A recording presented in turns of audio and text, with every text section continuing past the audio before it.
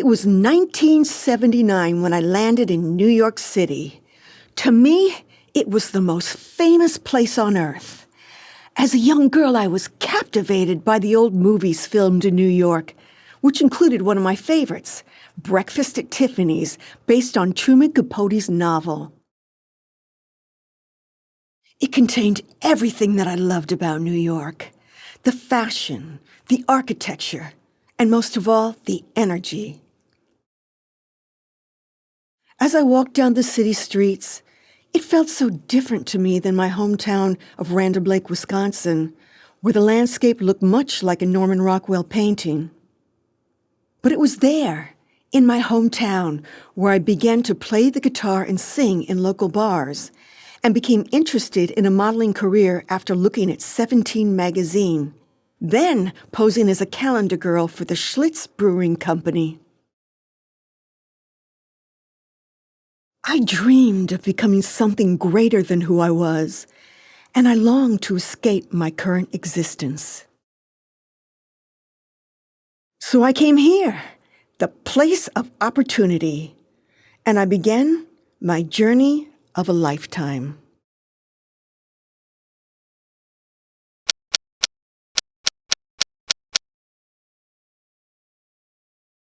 To my surprise, it was just a few days after I arrived with my portfolio when I was signed to the Zoli Modeling Agency.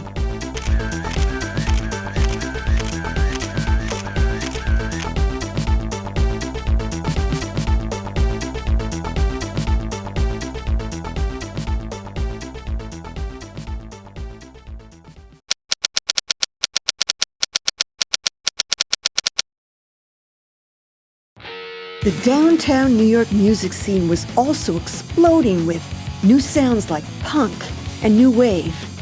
And I wanted to be a part of that. I wanted to make music.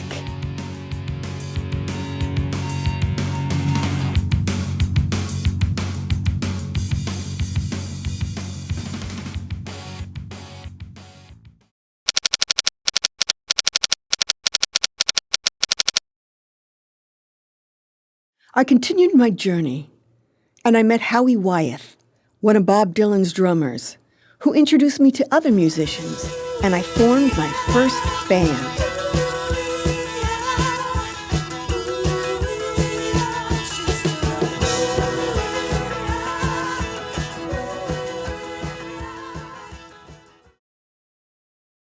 I began to play gigs at small clubs in the village, but then moved on to larger venues like CBGB's, Irving Plaza, and the Ritz.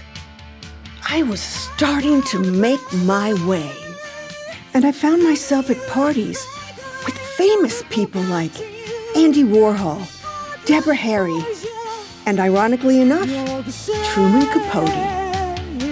And when people would ask me where I came from, I would always say the same thing. I come from the cornfields. And the funny thing is, no one even batted an eye.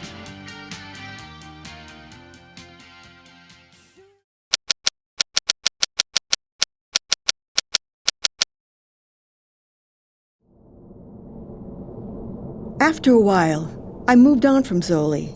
My new agent, a few years later, booked me for my second modeling assignment in Tokyo, Japan. It was late November 1988 when I landed at Narita International Airport in Tokyo. A representative from the agency escorted me from the airport to their model's apartment. Shortly after my arrival, I met my new roommate, Erica, who was also from the Midwest. The agency gave us the largest apartment because they expected us to make the most money.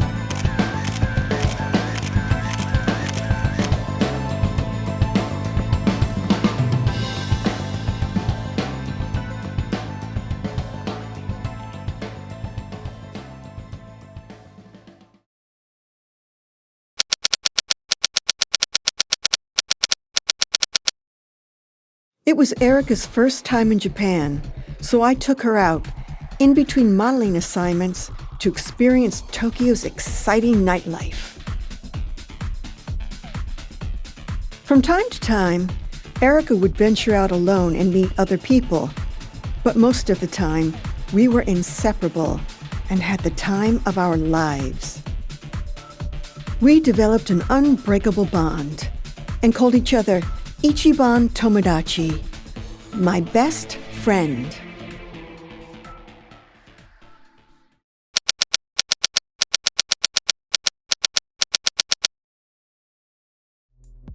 Two nights before New Year's Eve, we were at one of our favorite clubs when the most beautiful man and his friend walked through the doors. All the waiters immediately jumped to their attention and served them a bottle of their finest champagne. I was curious to know who he was. Erica found out his name was Roberto. I was fascinated and couldn't take my eyes off him. Shortly after they left, Eric and I moved on to another club. By coincidence, Roberto and his friend were there and introduced themselves. We danced the night away into the early morning hours. When it was closing time, his friend Kenji accompanied Erica back to the model apartment after I accepted Roberto's invitation to see his place. A Japanese woman was waiting at his door. He spoke with the woman in Japanese. If looks could kill, I would have been dead right there on the spot. When the conversation ended, Roberto drove me back to my place with the Japanese woman in the front as I sat in the back. I was home in just a few minutes. When he dropped me off and opened the rear car door, he said he would be back soon to take me out for breakfast. After breakfast, Roberto had some unfinished business to take care of. He wanted me to come with him. I soon realized what I had witnessed should never be revealed to anyone. That evening after dinner, he invited me to celebrate New Year's Eve with him at the Eiffel Tower in Paris, France. I knew we were falling for each other. When I arrived back at the model apartment, I explained to Erica that Roberto was going to pick me up tomorrow morning and take me to Paris for New Year's Eve. I thought she would be happy for me. I was shocked by her reaction. I realized how unstable she was, and my conscience told me to stay with her. After all, she was my Ichiban Tomodachi. I was heartbroken that I couldn't be with Roberto.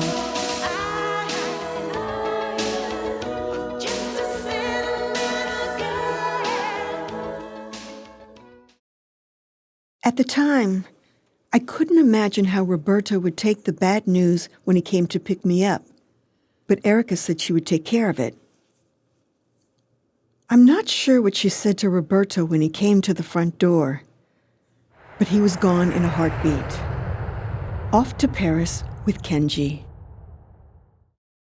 A few hours later, I took a train to attend a dance class, while Erica was going back and forth to the apartment in between auditions for modeling assignments. We planned to meet early that evening for a bite to eat at the Almond Cafe before going back to the apartment together.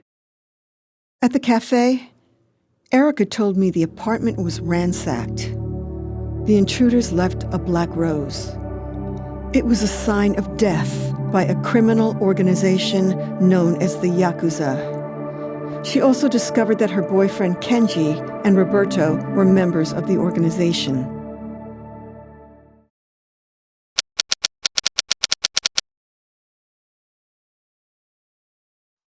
Information was leaked to Erica about the Japanese woman I met at Roberto's apartment. She was his girlfriend.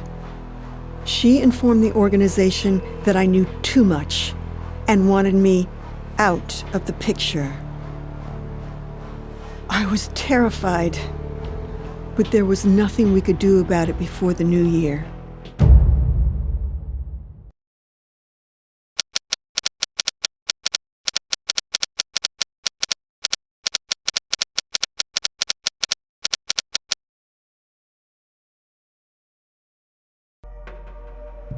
After midnight, I noticed a man staring at us, with punch-permed hair and sunglasses, a definite sign of Yakuza.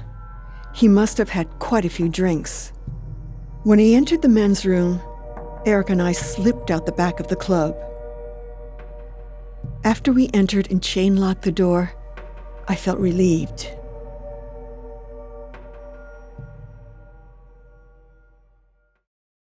No more than a half hour had passed. A man unlocked the door with our stolen emergency key. He slipped his hand through the crack in the door and tried to slide off the security chain with his fingers from inside the doorway. Eric and I trembled as this terror continued for several hours. Finally, when the coast was clear, Eric and I sneaked out. Down the block, we located an international payphone to call Roberto and Kenji. We wanted to find out if they had any knowledge of what was going on without directly asking them. I followed Erica into the booth. It was a tight squeeze as I closed the folding door. Erica talked with Kenji, and then Roberto and I had a brief conversation. I could hear by the tone in his voice that he had no idea what was happening to us here in Tokyo. After I hung up, a man body slammed the booth several times as he tried to crush us to death. I was lucky. I squeezed out from the booth. The man punched Erica. Then, an American tourist walked by and yelled at the man to stop. He ran away. Blood dripped down her face. She looked at me and said, "That was meant for you. You need to get out of Tokyo now."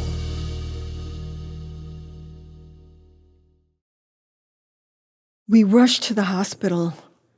Erica received medical attention before we returned home. As we entered, our eyes gazed the ransacked apartment.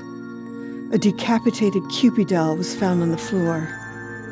For me, it was a chilling experience since my nickname was Cupid-chan because I resembled the doll. It was evident this was a clear message from me. We made a plan. The only way I could get out of the country would be to go incognito.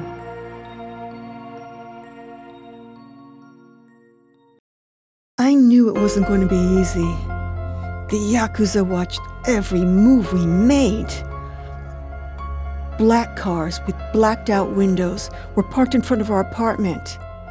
And it was well known that Yakuza would drag girls out of the airport kicking and screaming, while people just turned their head and ignored the situation.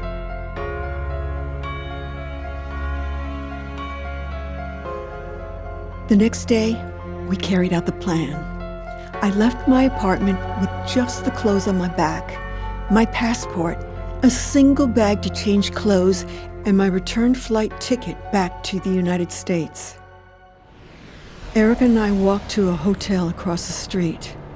Members of the Yakuza followed us all the way to the bathroom entrance, located in the hotel lobby. I changed my clothes and wrapped a scarf around my hair like a turban and discarded everything else into the trash can. Erica exited the bathroom to distract their attention. As I walked out slowly into the hotel lobby towards the hotel door exit, I said a prayer with every step I took and every breath I inhaled. I was home, free.